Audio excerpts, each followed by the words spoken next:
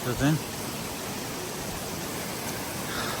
घर नजिकै हाम्रो सातोपा जाने बाटोमा यस्तो बाटो अवरोध भएको अवस्था हो हेर्नुहोस्।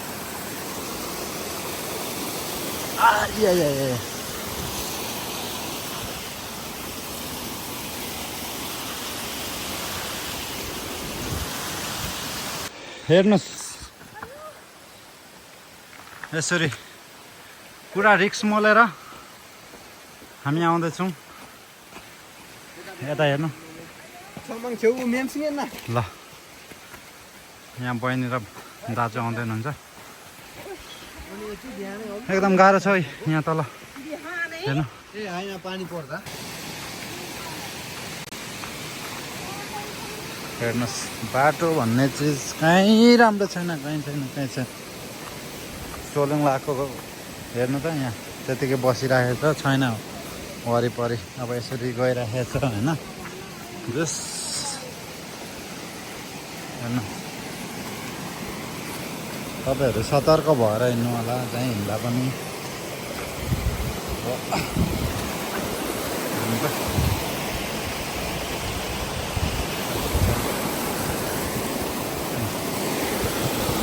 यो भनेको हाम्रो मोटर बाटो हो, तर अहिले तपाईँको मान्छे हिँड्नलाई नि गाह्रो भइरहेको छ, पैदल यात्रा गर्नुको लागि पनि होइन, पैदल यात्रा गर्नुको लागि पनि। सो तपाईँहरू सब एक हप्ता जस्तो चाहिँ घरभन्दा बाहिर ननिस्केकै राम्रो हो। किन भन्दाखेरि अब अझै पनि पानी पर्ने क्रम जारी नै छ होइन। त्यही भएर पानी रोकेर अझै बारी पहिरो जाने सम्भावना त्यहाँदेखि चाहिँ अझ बढ्दो हुन्छ। त्यही भएर तपाईँहरू सतर्क रहनु होला, सेफली सबैजना रहौँ भन्ने साथ आज हेर्नु ल। यस्तो छ अब हेर्नुहोस् तपाईँ बाटो, यता हेर्नु यस्तो राम्रो बाटो, अब यता हेऱ्यो भने सबै छैन। त्यही भएर सेफ रहनु होला है।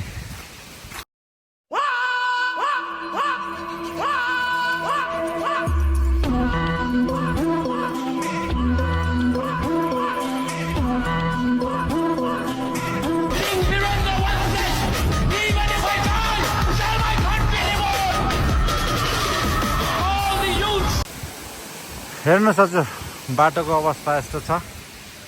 हामी अहिले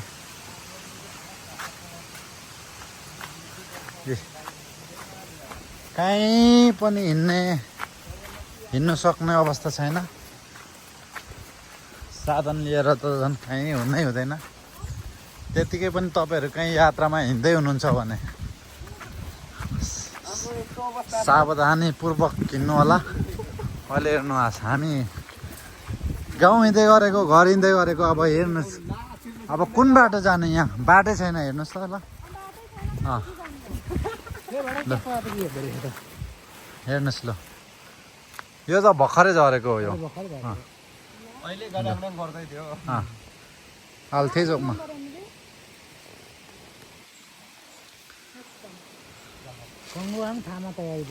यो पनि अब जाने अवस्था।